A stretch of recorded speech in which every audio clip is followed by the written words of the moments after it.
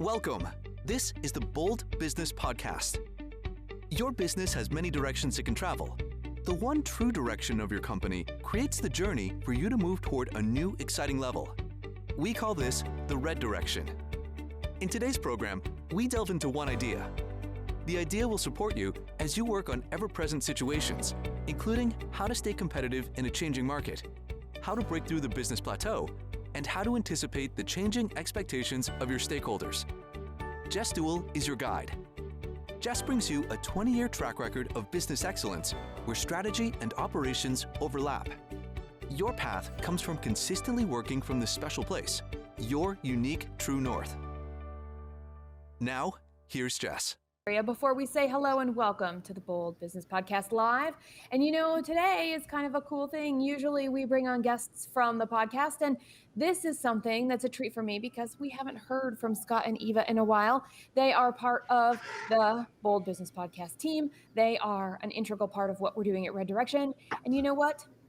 Today, we're going to talk about what we're doing right now in our business and how it shapes not all next year, because what we're working with right now was shaped from the past. So what we're doing right now is going to shape our future. And that's what we're going to talk about today, because we want to minimize our risk and we want to maximize our future opportunities. I'm Jess Dewell, and you're listening to the Bold Business Podcast Live. We're providing customizable frameworks that are designed to fail faster and bounce higher. This is a program, the Bold Business Podcast, that is specifically geared toward you, a business leader that is committed to cultivating a thriving business. So we're going to talk about what does it mean to be planning for next year and the next 12 months and the next 18 months. And so I want to toss it out right now because, Eva, I know you had something in the wings that you just said right before we went on air, and I've already forgotten it.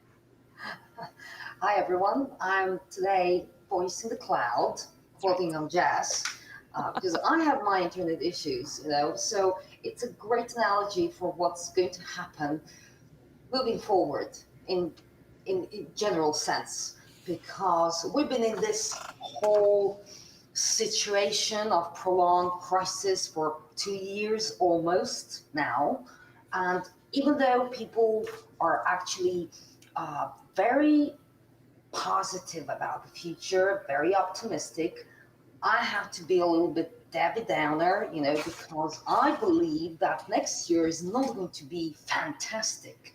I think that we should always prepare for the worst case scenario. And I know that people don't want to hear that, but that's it. That's what I said, and basically, how can we adapt and keep being bold, where to pull that strength from, since we've been, quite depleted. Quite depleted. That's a very good point. Scott, what would you add right now?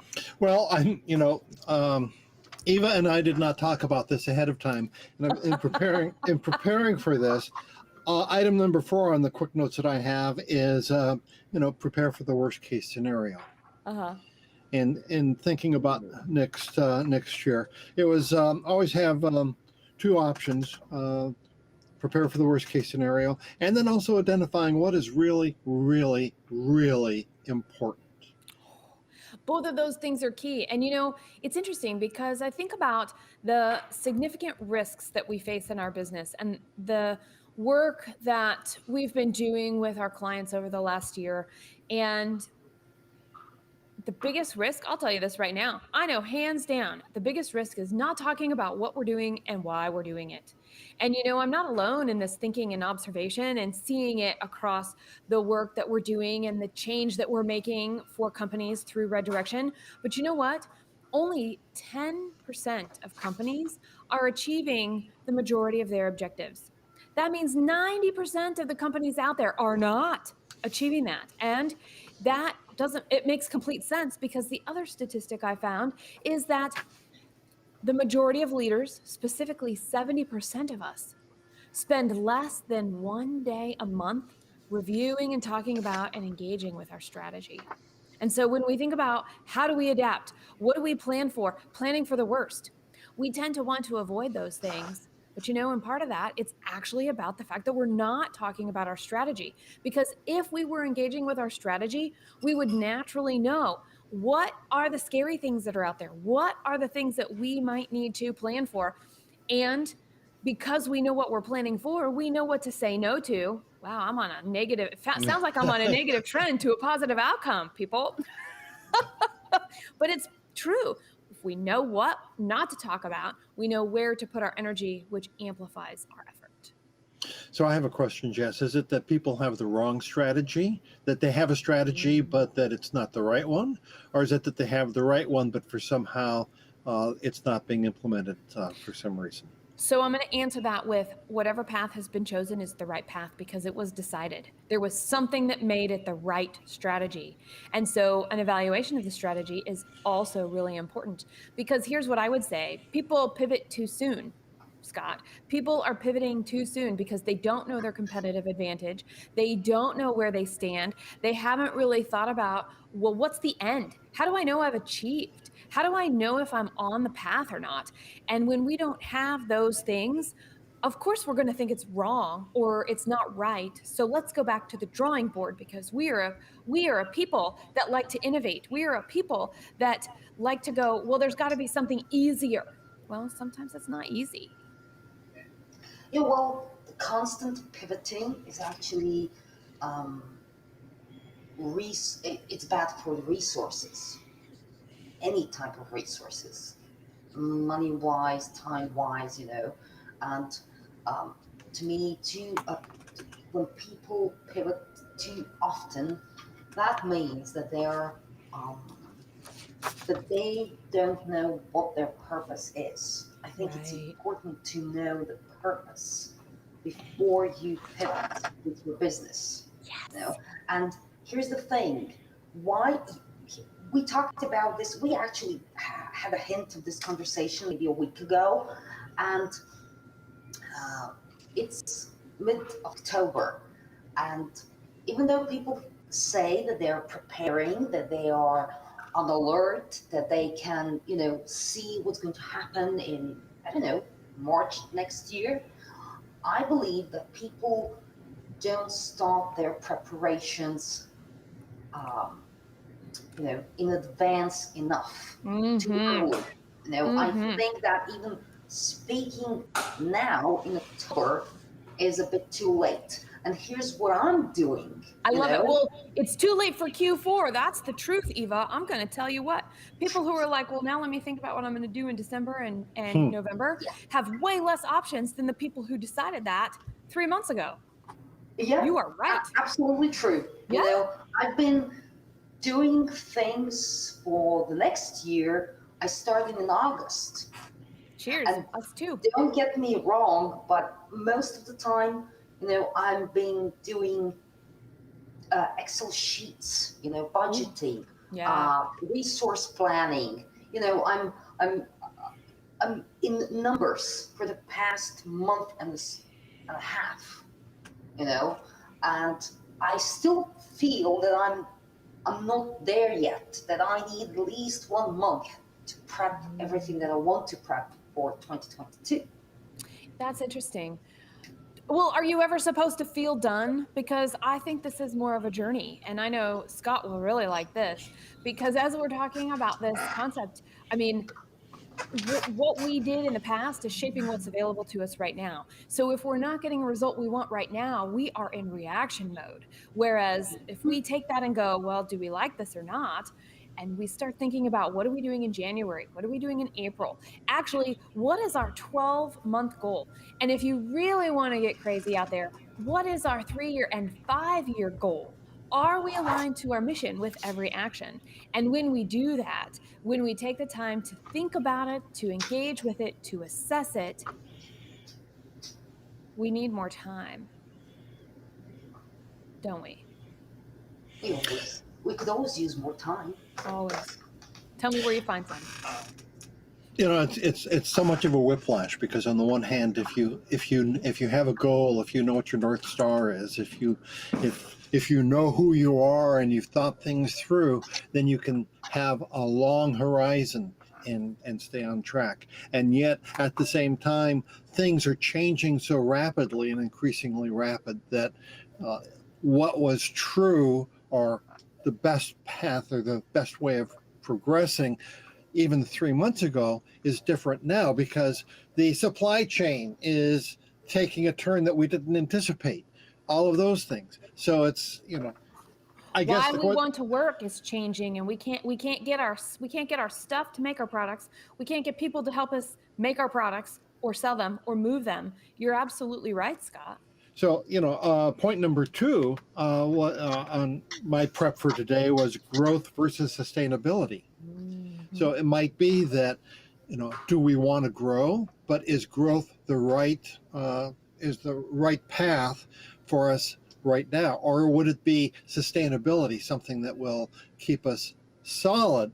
Well, I mean, that can be different for every person or for every division or for every company. And it might be that both are okay. You can have a growth plan or a sustainability plan. But if you choose one, then, stick with it, but be adaptable. And I guess my question I have is there a difference between pivoting and being adaptable? Depending on who you talk to, if it's... You like that? Okay. Well, here's the thing. We had a really good description of pivots. Some people even say that the adjustment that you make in your business day to day is a small pivot, just like, and I'm using their example too. Steve, you're going to love me for this. Steve at CFO University. He said the pivot is like it's like a sprinkler. And so you're making small little changes as you go, and each one of those could be called a pivot. And I just hear buzzword. So we're gonna call it what it is and say, depends on who you ask and how big or small to take that. I guess what I would say is, regardless if you're pivoting or not, adaptability is a requirement. Flexibility is a requirement, because we don't know what we don't know. And we don't know what's going to show up.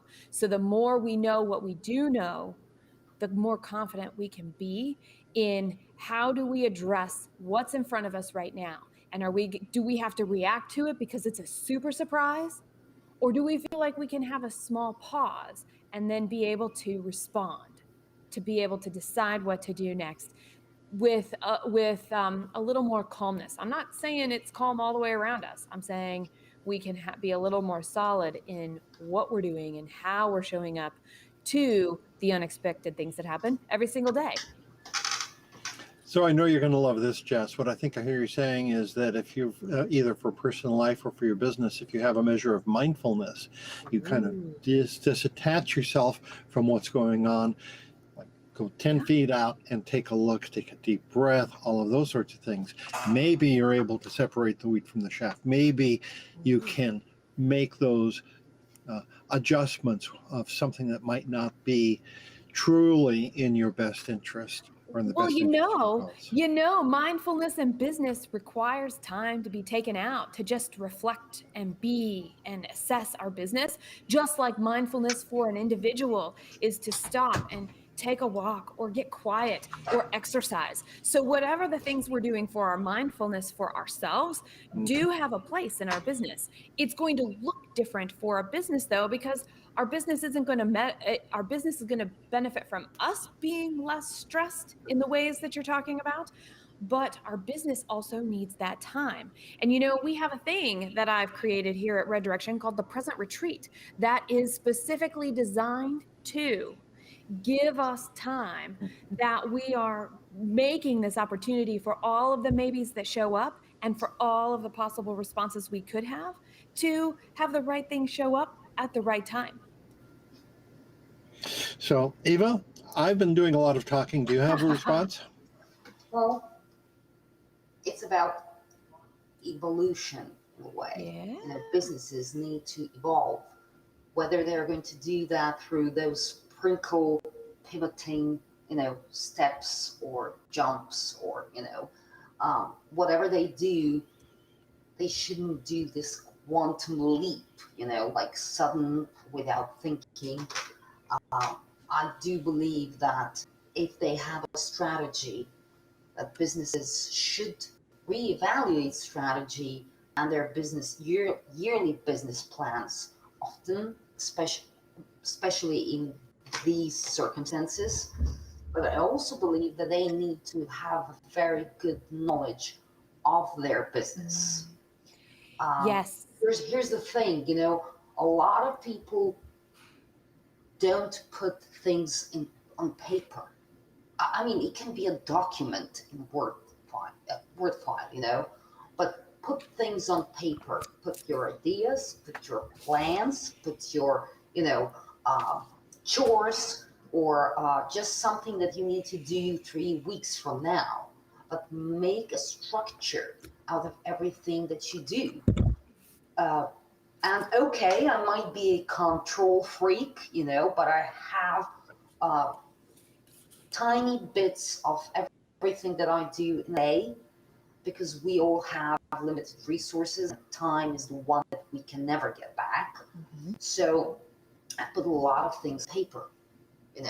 I reevaluate stuff, and people should usually know, small business owners, entrepreneurs, solopreneurs, it doesn't matter, should have that structure well set, so that they can actually reevaluate things once that moment, arrives.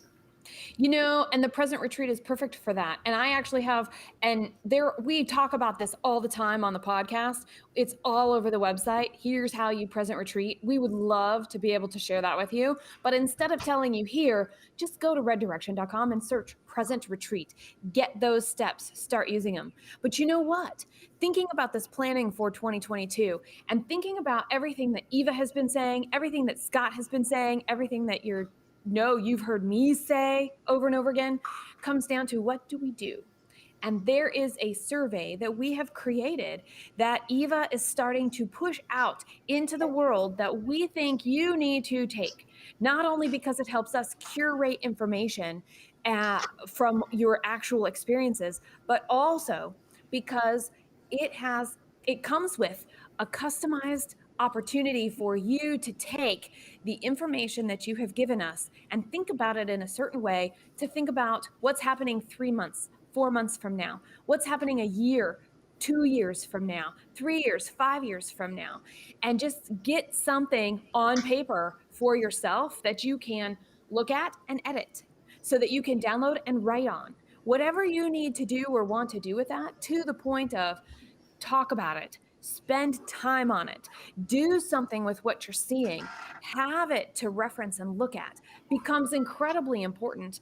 And that's something that I think that is a first step that you can do right now. We're just going to do this.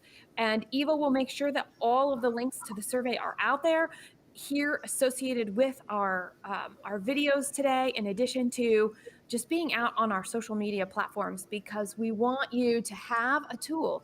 We want you to have something to take your planning to the next level, take your reflection to the next level, become more mindful, to what Scott was talking about the way we are approaching our business.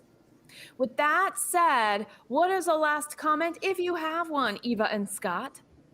I do. Yeah. Okay, so I usually tell this to people I work with, to people I consult in any way. I left without any financial means twice in my life. It took me twice to learn what to do so that it never happens again. So if you want to prepare for 2022, make sure that you have your budget straightforward, in terms that you know what you need to do with it. Make sure that you have sort of stash, in a way, or multiple stashes for certain things that might happen. A stash that you will invest in your business if the opportunity presents itself. A stash, what happens if you lose a client, in the next 3 months. A stash, what will happen, if you have to invest in technology that will enable your business to rise above the rest of the businesses in the same category, in the same industry, So make sure that you have your finances set straight so that you can actually work on your business. That's it. Cool. My final thoughts. Okay, I have a quick final thought, and that is write to think. One of the things I know I do, and I think this is true for a lot of people, is that if you just start writing kind of like freeform or structured or whatnot, something will occur to you and you'll write it down, and it'll, by the time that you get to the end of the writing, you'll have come up with something you hadn't thought about before. So that's one of the things I'm so excited about the survey and the follow-up that you and Red Direction is offering, Jess, is that it allows someone to be able to travel new territory and thinking about things that are important. And I'll guarantee you that if you start writing in response to what is, to the survey and the follow-up to the survey, there are going to be new things that are going to occur in your mind and in your thinking that would not have occurred otherwise. And, how cool is that? It is the coolest. It is cooler than cool. And I wanted to use Coolio, but since I couldn't work it into a sentence, I decided to just say it. Coolio. Coolio. That's in a lot of my technological communications, Coolio. Yeah. And so what we're sharing today is this. Take more time. It's hard. It's hard to take more time. So since we're short on time, what are the resources you have that can help you maximize the time that you do have? Here, our podcast is one of them. Here, that survey is another one. Here, your existing practices of communicating for yourself and what you are attempting to do with your business. So know what the end is. As you're writing, as you're doing these things, both Scott and Eva and I are all talking about what does the end look like? What can we do next? And you know what? We want to know what you've done. We want to know. We want to know what you've done. We want to know what is working for you, and we want you to share. So comment here on our live streams, comment in our feeds around social media, wherever you are engaging with us. And you can also always just reach out anytime, getting what you need by listening in at the Bold Business Podcast found on reddirection.com. Until next time. Thank you for tuning in and listening to the Bold Business Podcast. If you have learned something from this show that will help you in your business right now, consider what additional impact you can get by subscribing to the Fast Track Your Business program. You owe it to your business to seek out new ways to achieve more while building a resilient and profitable business. Subscribe now. Visit fasttrackyourbusinesstoday.com. Special thanks to the Scott Treatment for technical production.